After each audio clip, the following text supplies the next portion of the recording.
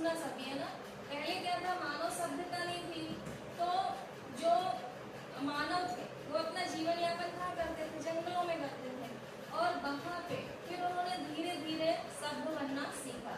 इस प्रकार मानव ने जो उच्चतम सुसंस्कृत व्यवहार, प्रथाएं, परंपराएं, रहन सहन, कार्य प्रणाली और अपनाई गई, वह संस्कृति के अंतर्गत आती गई। मतलब जो पहले का मनुष्य था, प्राचीन समय का मनुष्य था, उसके पास इतने कोई साधन नहीं थे, वो प्राकृतिक तरीकों से मतलब जंगल में ही रहता था, है ना, वही अपना जीवन यापन करता था।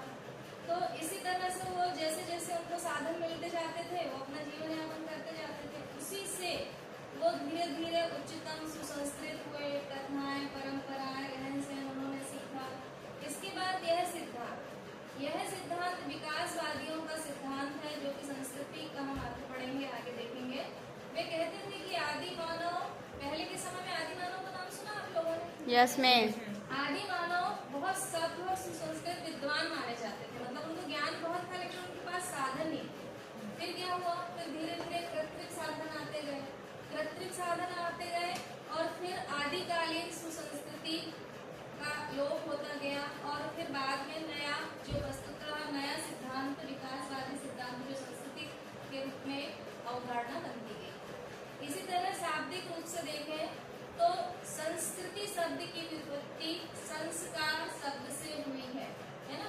संस्कार शब्द क्या है कि संस्कृति शब्द की व्युत्पत्ति किससे हुई है? संस्कार शब्द से। इसी संदर्भ में संस्कृत शब्द का भी जन्म माना जाता है। इस प्रकार जो संस्कार व्यक्ति को सुसंस्कृत बनाते हैं उसी संस्कृति नाम से संबोधित किया जाता है।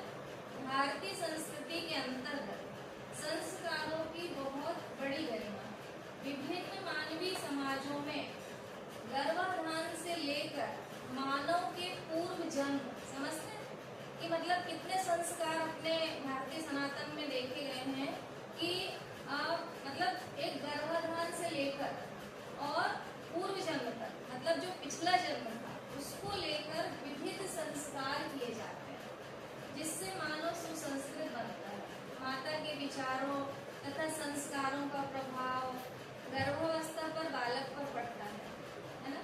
और माता के विचार शुद्ध, पवित्र और सदाचार पूर्ण होते हैं, तो जो बालक गर्भ में रहता है वह भावी विचारों की प्रवृत्ति को प्राप्त करता है। इस तरह से देखा होगा, अभी अपन ने इसके पहले भी 16 संस्कार पढ़े थे, है ना। उसमें देखा था कि जन्म होने पर नामकरण संस्कार रखा जाता है ना। और फिर जब विद्या की बात आती है तो विद्यारंभ, शिक्षारंभ, इस तरह का संस्कार होता है। फिर उपनयन संस्कार होता है, और फिर नामकरण संस्कार, विवाह संस्कार, और जब व्यक्ति की मृत्यु होती है तो अंत्येष्टि संस्कार भी होता है। नाम सुने तो होंगे सभी।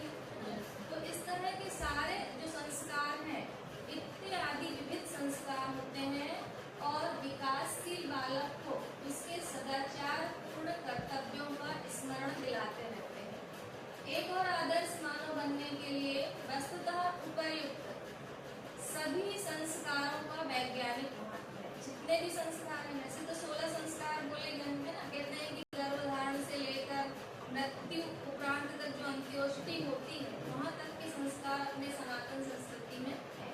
ठीक है, इसके लिए देखो कि वैज्ञानिक महत्व यह है कि व्यक्तियों को स्वस्थ रखकर उनकी बुद्धि का विकास करके, मानसिक शक्तियों की शुद्धि और विकास करके आत्मिक विकास करते थे। ये ही संस्कार व्यक्तियों को मर्यादा में रखकर पूर्ण इसका प्रचार प्रसार करते हैं। अब आगे भारतीय संस्कृति नहीं रही, वरन पाश्चात्य संस्कृति आ रही है धीरे धीरे, और आ ही चुकी है लगभग। तो इससे प्रभावित होकर लोग बहुत ज्यादा विचलित भी हैं, विकृत भी हैं, कुछ इस तरह से चल रहा है। अच्छा, कोई व्यक्ति यदि उपर्युक्त संस्कारों की बात करता है तो उसे रूढ़िवादी, पोंगा पंडित या संकीर्णवादी, या क्या कहते हैं, पुराने विचार का है, पुराने ख्याल का है, रूढ़िवादी है, कुछ ऐसा कहते हैं जो पुराने जमाने की बातें करता है, तो उसको ऐसा कह के हंसते हैं। आज की जनरेशन ऐसा कहना चाहिए, उसकी हंसी उड़ाई जाती है, और उसको जो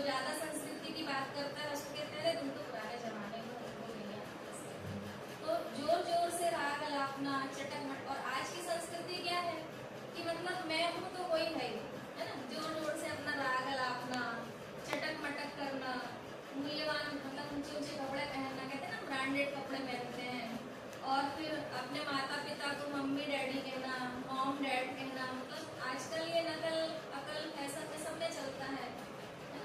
और हाँ, और जूते पहनकर अपन डाइनिंग टेबल में खाना खाते हैं जूते चप्पल पहनकर, तो ये सब चीज़ें थी। आधुनिक हेयर स्टाइल करना,